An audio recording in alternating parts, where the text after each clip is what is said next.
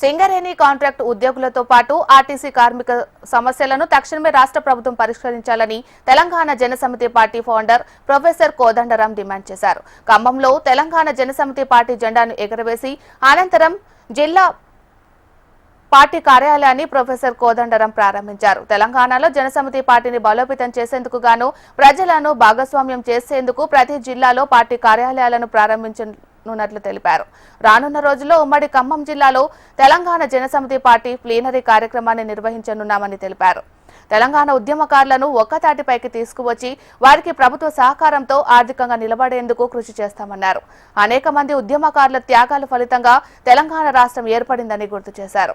రాష్ట్ర ఆవిర్భావ దినోత్సవ సమీపిస్తున్న క్రమంలో తెలంగాణ రాష్ట్రంలోని ఉద్యమకారులను ప్రభుత్వం గుర్తించి వారికి సంక్షేమ ఫలాలను అందించాలని కోదండరాం అభిప్రాయం వ్యక్తం చేశారు. ఇవాళ ఖమ్మం జిల్లా తెలంగాణ జనసమితి పార్టీ శాఖను బలోపేతం చేయడానికి పలు నిర్ణయాలు తీసుకోవటం జరిగింది. మొట్టమొదటిగా కీలకమైన అంశం ఒక పార్టీ కార్యాలయాన్ని ఏర్పాటు చేసుకున్నాం. ఖమ్మం జిల్లా సర్దార్ను ఈ జిల్లా ప్లీనరీ ఏర్పాటు చేసే బాధ్యతలు వారికి ఇవాళ జనరల్ బాడీ